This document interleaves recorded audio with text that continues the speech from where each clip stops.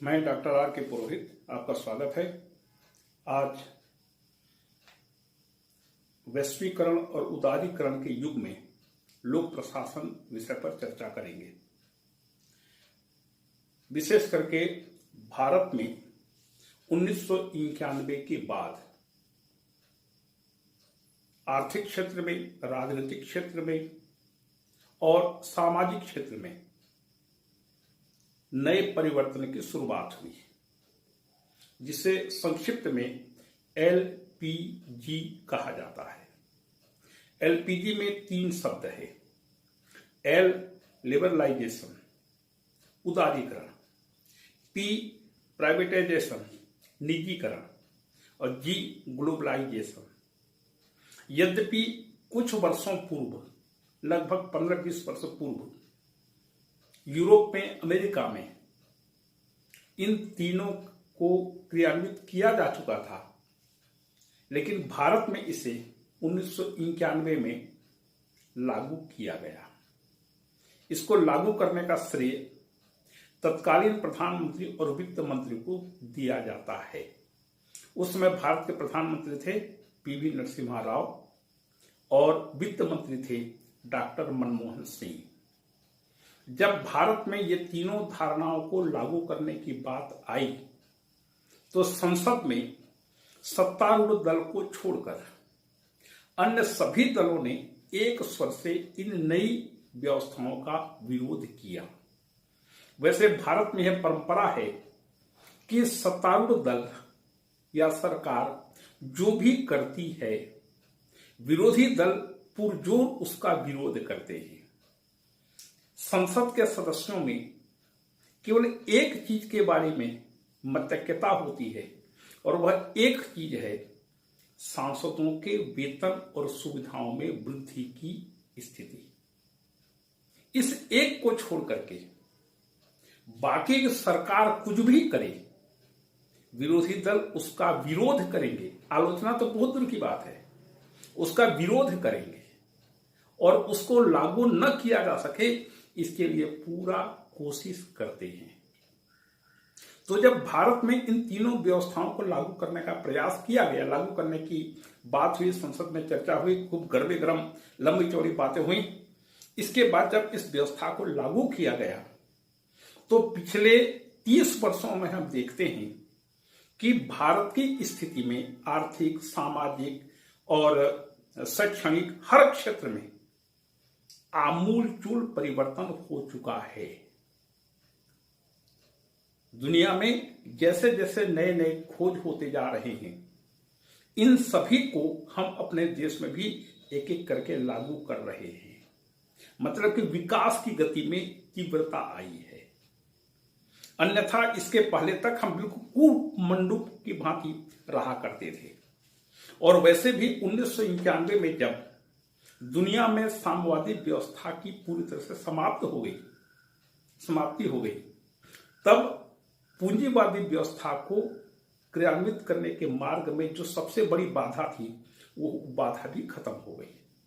अब पूरी दुनिया में पूंजीवादी व्यवस्था को स्वीकार कर लिया गया। यद्यपि आज की तारीख में केवल चीन, वियतनाम, क्यूबा और उत्तर कोरिया, इन 4 देशों में साम्यवादी व्यवस्था है, लेकिन यहां की साम्यवादी व्यवस्था केवल राजनीतिक क्षेत्र तक सीमित हो गई है। बाकी आर्थिक क्षेत्र में ये चारों देश भी पूंजीवादी व्यवस्था को स्वीकार कर चुके हैं। और यदि ये पूंजीवादी व्यवस्था को स्वीकार नहीं करते तो आज की तारीख में इन चारों राज्य भी दुनिया के सबसे पिछड़े हुए राष्ट्र माने जाते। और आज देख लीजिए, चीन में भले साम्यवादी व्यवस्था है, लेकिन वह केवल साम्यवादी शासकों की तानाशाही तक सीमित होकर के रह गई है और आर्थिक क्षेत्र में पूरी तरह से खुलापन स्वीकार किया जा चुका है। तो भारत में इन तीनों व्यवस्थाओं को लागू किया गया।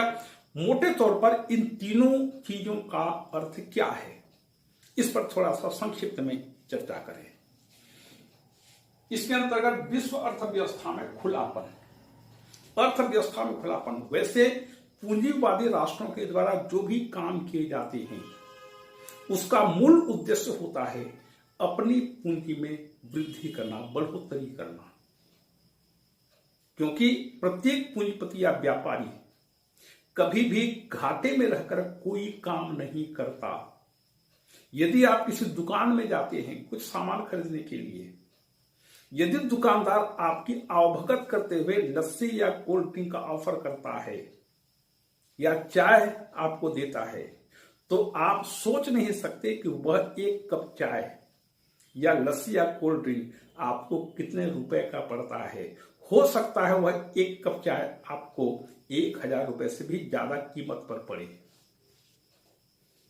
यदि एक व्यापारी एक के बदले 2 फ्री देता है, तो आप समझ लीजिए कि उस एक में पूरी राशि वह वसूल कर लेता है। कोई व्यापारी अपने पॉकेट से आपको न तो चाय पिलाता है न कोई चीज फ्री देता है। व्यापारी व्यापारी होता है। तो यह पूरी व्यवस्था जो है वस्तुतः पूंजीपतियों की ही देन है कि आर्थिक क्षेत्र में जो खुलापन लाया जाएगा तो अन्य सब चीजें उसके अंतर्गत सम्मिलित हो जाएगी। मतलब अर्थव्यवस्था राजनीतिक व्यवस्था को नियंत्रित कर सकने की स्थिति में आ जाएगी। तो पूरे विश्व की अर्थव्यवस्था में खुलापन होना चाहिए ताकि पूंजी का आदान प्रदान, स्वतंत्र निर्वाह, स्वतंत्र प्रवाह हो।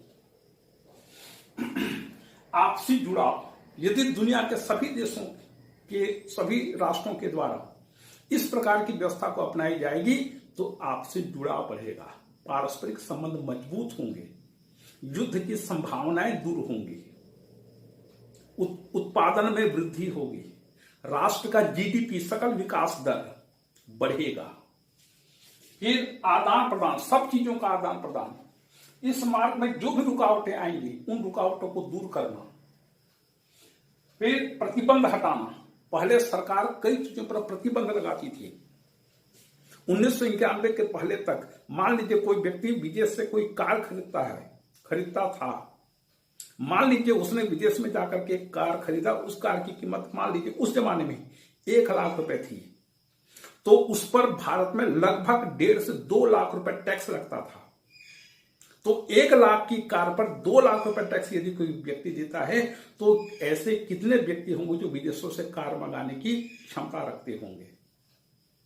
तो प्रतिबंधों को कम करना, रुकावटों को दूर करना और आयात निर्यात में आसानी, पहले आयात करना हो चाहे निर्यात करना हो उसमें कई प्रकार की रुकावटें हुआ करती थी। इन सभी रुकावटों को दूर करना, करों में कमी करना, करों का दर पहले बहुत ज्यादा था, उन करों की दरों में कमी करना ताकि विदेशों से ज्यादा सामान किसी दूसरे में भेजा जा सके।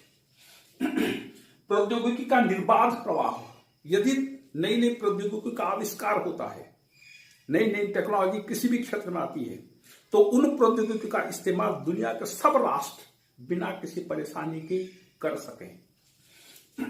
फिर पूंजी और श्रम का निर्बाध प्रभाव, पूंजी भी और श्रम भी, श्रम मतलब श्रमिक।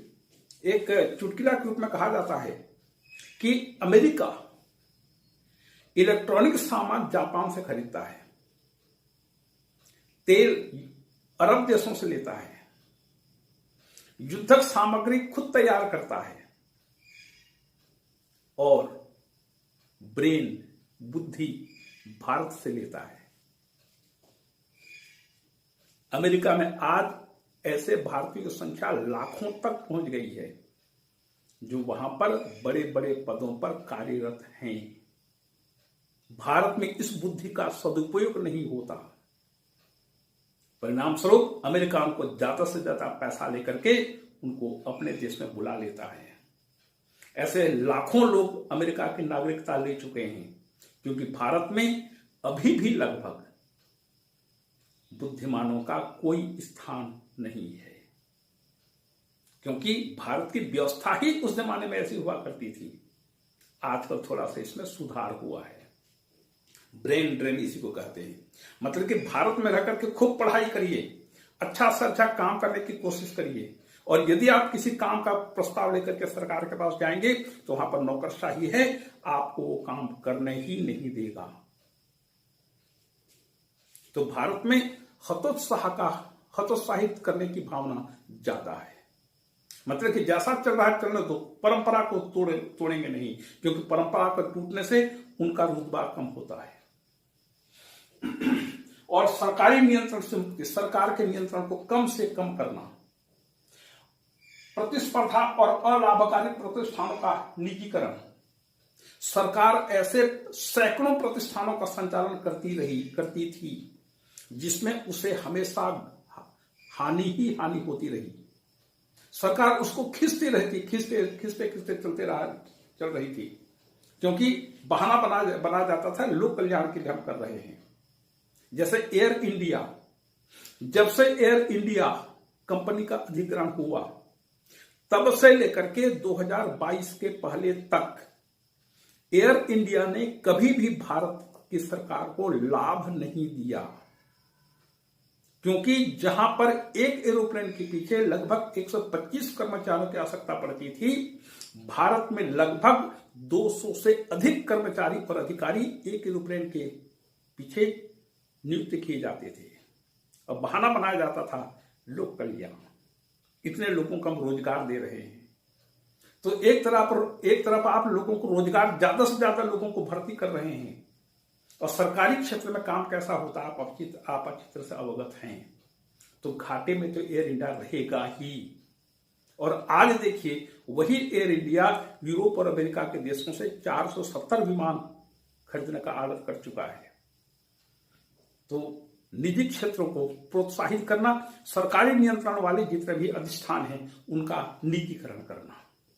तो ये मोटे तौर पर उदारीकरण, निजीकरण और वैश्वीकरण के अंतर्गत सम्मिलित किया जाता है, ताकि पूरी दुनिया के राष्ट्र के बीच आपसी संबंध मजबूत हों, पूंजी का बिल्कुल निर्बाध प्रभाव होता रहे, प्रौद्योगिकी का उपयोग दुनिया के सब राष्ट्र कर सके, और इसी के अनुरूप पूरी व्यवस्था में आवश्यक परिवर्तन किया जाए।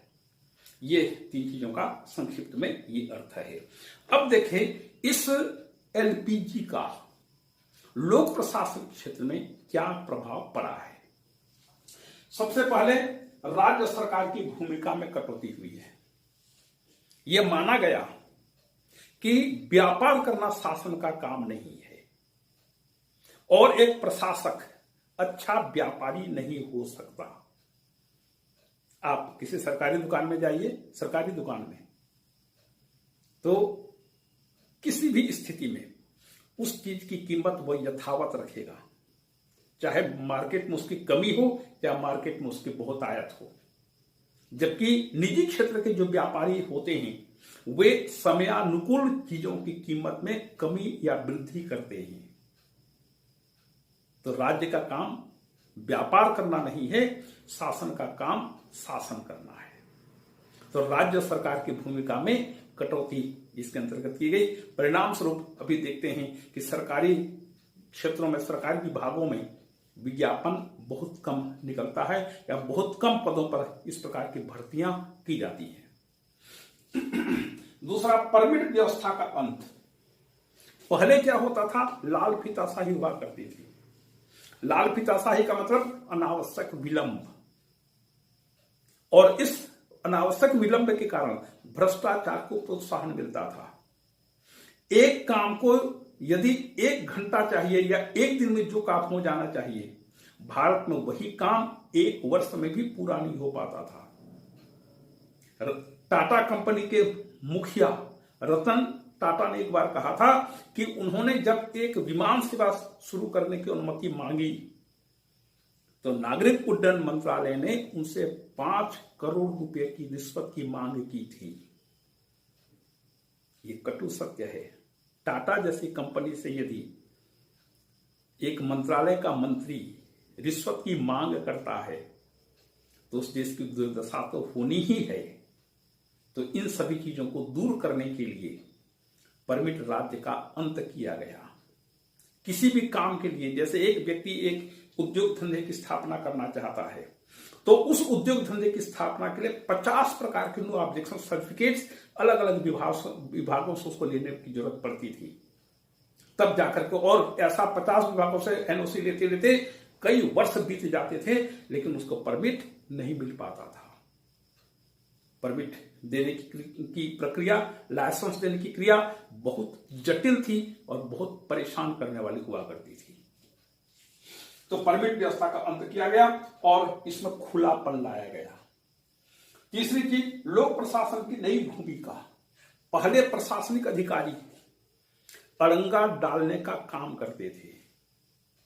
किसी भी काम से जाइए, 10 प्रकार के आपत्तियां उसमें लगा करके आपका काम रोक देंगे। यह प्रवृत्ति अभी भी है, लेकिन इस प्रवृत्ति में सुधार आया है। लोक प्रशासन के अधिकारियों को संभवतः इस बात का प्रशिक्षण ज्यादा दिया जाता है कि कोई भी काम जो चल रहा है उसको किस प्रकार से रोका जाए,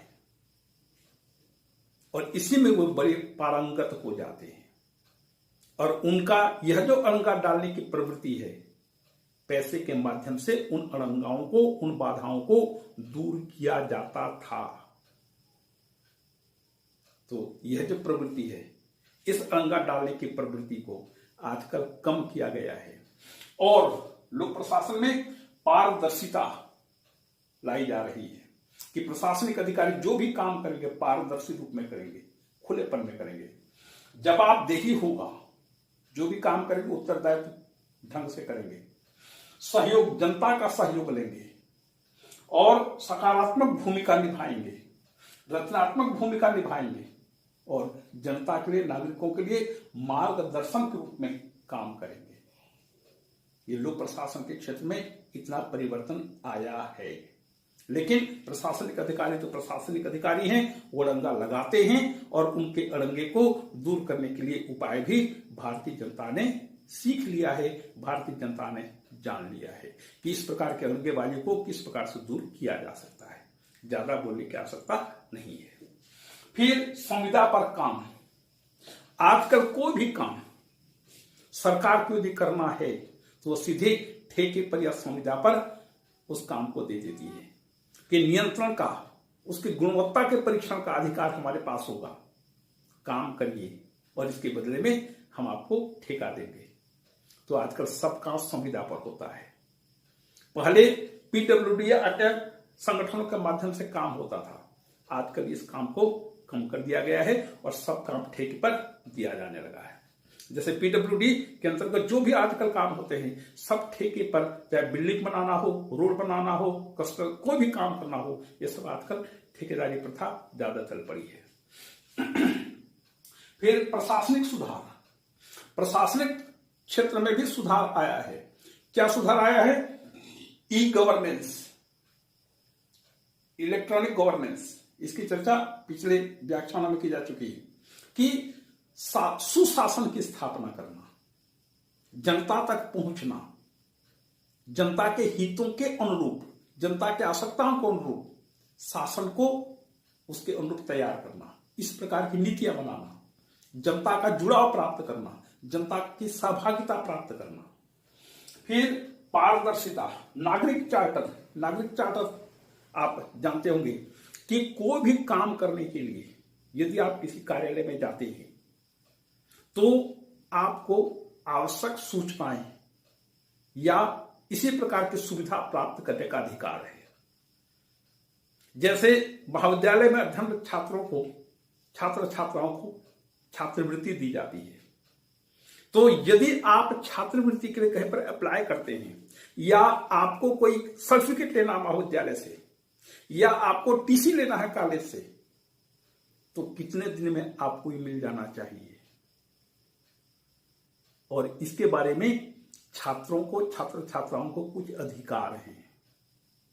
यदि आप महाविद्यालय में देखेंगे तो महाविद्यालय में सिटीजन चार्टर टंगा रहता है।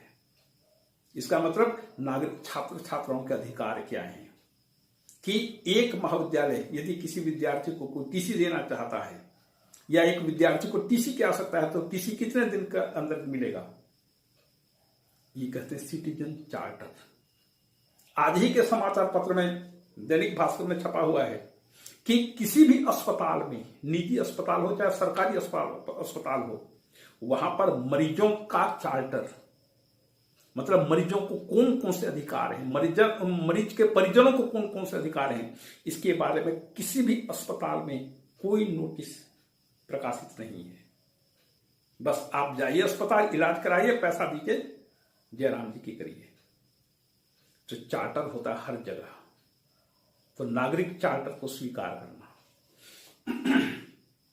और गुणवत्ता को ध्यान रखना। गुणवत्ता का ध्यान, ये गुणवत्ता को टेस्ट करने का, परखने का अधिकार शासन प्रशासन के पास होता है। काम प्राइवेट क्षेत्र में लोग करेंगे, लेकिन हम उसको टेस्ट करेंगे, उसकी गुणवत्ता की जांच करेंगे। और फिर सार्वजनिक सेवा में सरकार की भूमिका में कमी। जो भी सार्वजनिक सेवाएं, पहले यह माना जाता था कि सार्वजनिक सेवा का एकमात्र ठेकेदार सरकार है, कोई भी सार्वजनिक सेवा हो सरकार ही केवल कर सकती थी, यह पहले धारणा थी। आजकल सरकार की इस सार्वजनिक सेवा की धारणा को कम किया गया है और हर क्षेत्र में, हर जगह पर निजी क्षेत्रों को प्रोत्साहन दिया जा रहा है। फिर परिणाम यह हुआ है कि एकाधिकार खत्म हो गया है। पहले जिस काम को सरकार किया करती थी, सरकार का उस पर एकाधिकार होता था। उसको चुनौती देने वाला, उसके सामने कोई प्रतिस्पर्धा रखने वाला कोई नहीं होता था। जैसे पहले सरकार राज्य परिवहन निगम चलाया करती थी, बसें चलाया करती थी, तो उसको चुनौती देने वाला, प्रतिस्पर्धा करने वाला कोई नहीं था। एकमात्र उसका एकाधिकार था। सभी प्रकार की गड़बड़ियां होती थी, लोग चुपचाप उसको सहन कर लेते थे। बसें ठस भरी रहती थी, लेकिन हमेशा राज्य परिवहन निगम को प्रतिवर्ष करोड़ों रुपए का नुकसान होता था, घाटा होता था। जनता चुपचाप सहन करती थी। आजकल देखिए स्थिति क्या है। सरकार को टैक्स मिल रहा है, जनता को सुविधा मिल रही है और वहां पर कंपटीशन है, तो जनता कम से कम पैसे में अच्छी से अच्छी बस में सवार होकर के कहीं भी यात्रा कर रही है। तो सरकार का एकाधिकार खत्म हो रहा है। फिर सातवां है नवीन लोक प्रबंध प्रतिमान। नवीन लोक प्रबंध जनता की सेवा के लिए, जनता के हित के लिए नई नई व्यवस्थाओं की स्थापना होनी चाहिए। आप जनता के हित में जितना ज्यादा काम करेंगे, जनता आपको उसी रूप में वोट देगी। तो जनता के हित में पूरा काम होना चाहिए। ये नवीन लोक प्रबंध है। इसके लिए सेवोन्मुखी सेवा को मूल लक्ष्य के रूप में ध्यान रखना चाहिए। बाजारोन्मुखी, बाजार जिस चीज की चाह करता है, बाजार में जिस चीज की जरूरत है, उसी के अनुरूप आप सेवाएं दीजिए। और उद्यमशीलता, नई नई चीजों को प्रोत्साहित करिए।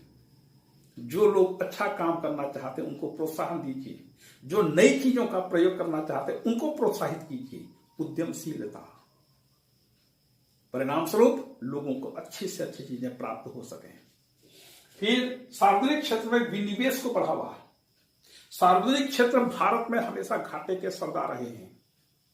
भारत में बहुत कम कंपनियां ऐसी हैं, सार्वजनिक क्षेत्र की कंपनियां ऐसी हैं जो शासन को लाभ देती हैं, बहुत कम है। लेकिन ऐसी कंपनी की संख्या बहुत ज्यादा है जो हमेशा घाटे में चला करती रही। ऐसे घाटे के जितने भी कंपनियां हैं, जितने भी सार्वजनिक प्रतिष्ठान हैं, उन सबका धीरे धीरे करके निजीकरण होते जा रहा है। और निजीकरण के क्षेत्र में अलग अलग कंपनियां, अलग अलग व्यापारिक संस्थान, समूह, ये सब आ रहे हैं और सेवाएं पहले की तुलना में बेहतर दे रहे हैं, क्योंकि सरकार के पास नियंत्रण का अधिकार है। और नौवां, प्रशासनिक हस्तक्षेप कम करना। प्रशासन हर क्षेत्र में पहले हस्तक्षेप करता था। हस्तक्षेप क्या, अड़ंगा लगाने का काम करता था, इसको कम किया जा रहा है।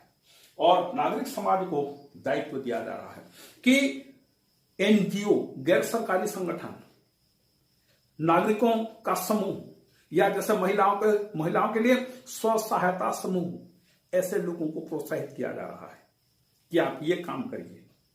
उनको काम दिया जा रहा है और लोग हंसी खुशी उस काम को कर रहे हैं।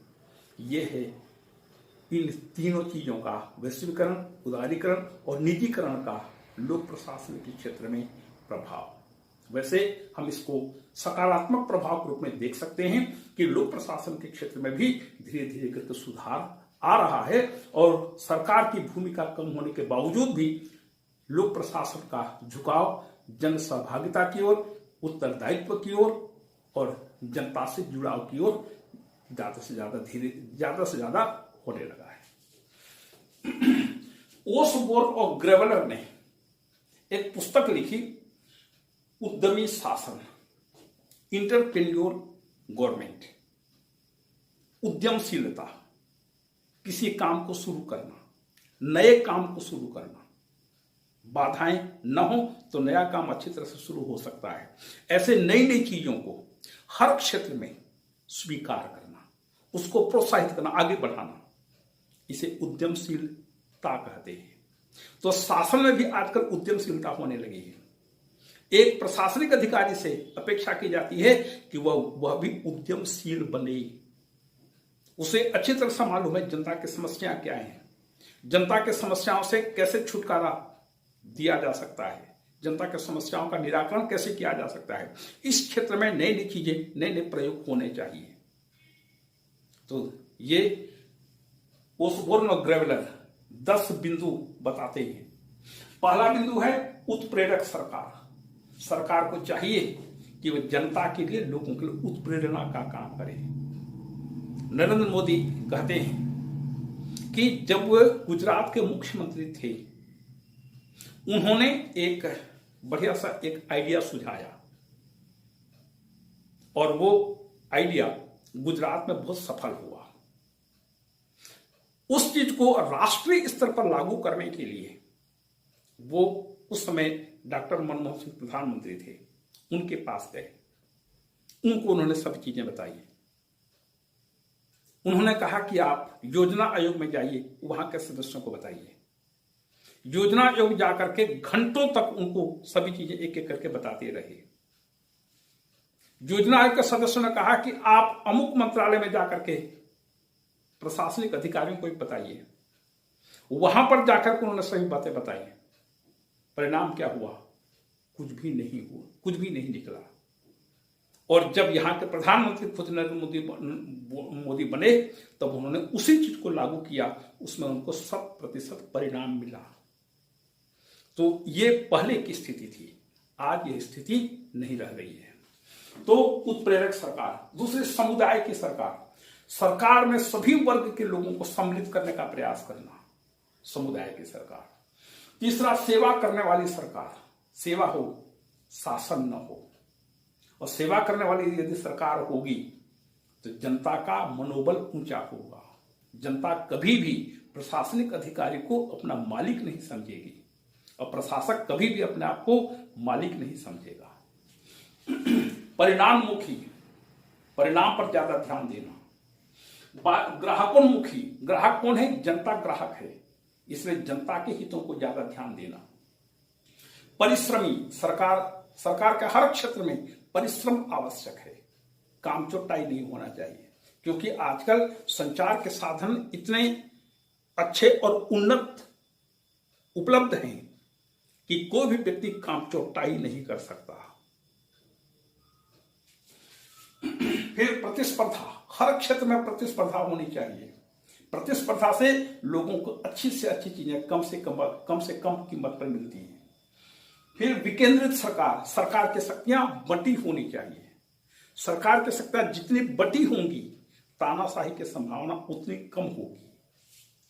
फिर दूरदर्शी सरकार, सरकार को न केवल आज शासन करना है, अपितु उसे इस प्रकार से व्यवस्था करनी है कि अगले 50 वर्ष या 100 वर्ष तक वे योजनाएं सफल हों, कारगर हों और 100 वर्ष के बाद भी उन योजनाओं की अहमियत बनी रहे।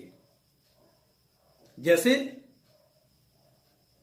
जब यूपीए की सरकार थी, डॉक्टर मनमोहन सिंह सरकार जब प्रधानमंत्री थे डॉक्टर मनमोहन सिंह, उन्होंने पेट्रोल और डीजल की कीमत को स्थिर रखा, जनता खुश। लेकिन उसके एवज में उन्होंने ये व्यवस्था की कि वर्तमान में तेल कंपनियों को जो घाटा हो रहा है, उस घाटा को हम 10 साल के बाद आपको देंगे या 15 या 20 साल के बाद आपको घाटा की पूर्ति करेंगे, अभी नहीं। तो जब तक सरकार थी तब तक तेल की कीमतें स्थिर रही, 50, 60, 70 रुपए लीटर पेट्रोल डीजल मिलता रहा। जब यूपीए सरकार आ गई और जब बीजेपी की सरकार आई तो वो 10 साल का पीरियड के बाद तो कंपनियों को भुगतान करना था, और यह राशि 2-4 हजार रुपए नहीं, लाखों करोड़ रुपए की राशि कंपनी को जो घाटा हुआ था पूर्ति करनी थी। किसके मत्थे पड़ा? नई सरकार के मत्थे। किसने ये किया? पहले वाली सरकार ने। तो ऐसी स्थिति नहीं करनी चाहिए। तो दूरदर्शी सरकार होनी चाहिए और फिर बाजारोन्मुखी सरकार होनी चाहिए कि जनता को वर्तमान समय में माहौल क्या है, देश की वित्तीय व्यवस्था क्या है, उसी के अनुरूप काम करना चाहिए। यह है वैश्वीकरण, उदारीकरण और निजीकरण के युग में लोक प्रशासन की स्थिति। जहां तक निष्कर्ष का प्रश्न है, आजकल जीडीपी पर बहुत ज्यादा ध्यान दिया जा रहा है। जीडीपी किससे बढ़ता है? जब कोई संगठन की स्थापना की जाती है, जब एक उद्यम की स्थापना की जाती है, जैसे एक अस्पताल की स्थापना की जाती है, तो उसमें कितने मरीज आते हैं,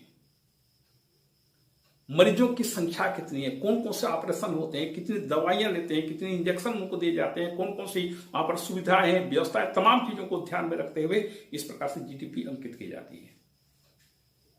हम लोग जब स्कूल में पढ़ा करते थे तो हमको सिखाया गया, काकचष्टा बको ध्यानम, स्वान निद्रा तथैव च, अल्पाहारी सदाचारी, विद्यार्थी पंचलक्षण।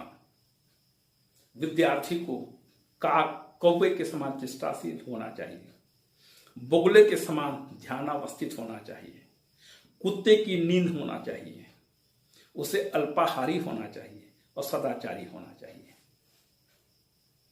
आज वो पूरा पैमाना खत्म हो चुका है।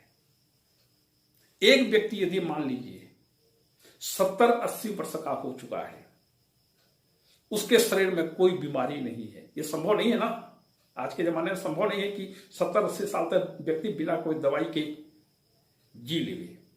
लेकिन मान लीजिए एक व्यक्ति स्वस्थ है, वह कोई दवाई नहीं लेता। एक व्यक्ति यदि मान लीजिए साइकिल चलाता है, बैंकों से लोन नहीं लेता,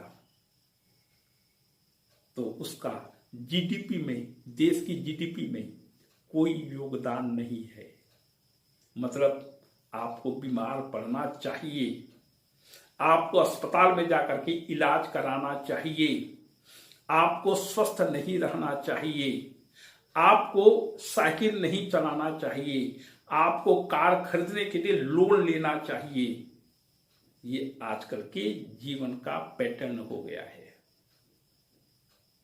वैश्वीकरण को भारत ने अपनाया, दुनिया के सभी देशों ने लगभग इन तीनों चीजों को स्वीकार कर लिया है।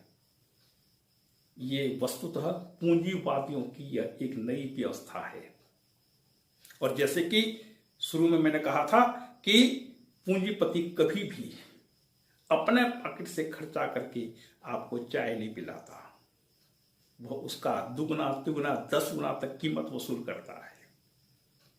इसका उद्देश्य भी वही है। परिणाम स्वरूप देश में अरबपति पूंजीपतियों की संख्या लगातार बढ़ती जा रही है, और इसी अनुपात में छोटे छोटे जो आम जनता के लोग हैं उनकी गरीबी भी लगातार बढ़ती जा रही है। अमीरों और गरीबों के बीच खाई बहुत ज्यादा बढ़ने लगी है। इस प्रकार की प्रवृत्ति के कारण जो छोटे छोटे व्यापारी थे, इनकी दुकानें, इनके संस्थान पूरे खत्म हो चुके हैं, क्योंकि पूरा बाजार प्रतिस्पर्धा पर आधारित है। और व्यापारी किस प्रकार की प्रतिस्पर्धा करते हैं यह आप अच्छी तरह से जानते होंगे। तो खैर, हर चीज के दो पहलू होते हैं, एक सकारात्मक, दूसरा नकारात्मक, एक अच्छा, दूसरा बुरा। सभी चीजों के सकारात्मक और नकारात्मक पक्ष होते हैं। यह जानते हुए हमें यह मानना पड़ेगा कि इस प्रकार की प्रवृत्ति के कारण नकारात्मकता यदि छोड़ दिया जाए, तो जब से भारत ने इन इस एलपीजी की व्यवस्था को स्वीकार किया है, तब से भारत की स्थिति अच्छी होने लगी है। भारत में भी अब करोड़पति अरबपति होते हैं। पहले इनकी संख्या बहुत कम हुआ करती थी। तो यह हम पर है, क्योंकि व्यवस्था अपने आप नहीं चलती, व्यवस्था को चलाने वाला व्यक्ति ही होता है। इसलिए यदि आप उसमें से अच्छी चीजें स्वीकार करते हैं, गलत और बुरी चीजों के यदि आप हटा देते हैं, तो आपको एक सुखद परिणाम मिलेगा। यह है वैश्वीकरण और उदारीकरण के युग में लोक प्रशासन। इसी के साथ ये चैप्टर समाप्त हुआ। आपको धन्यवाद।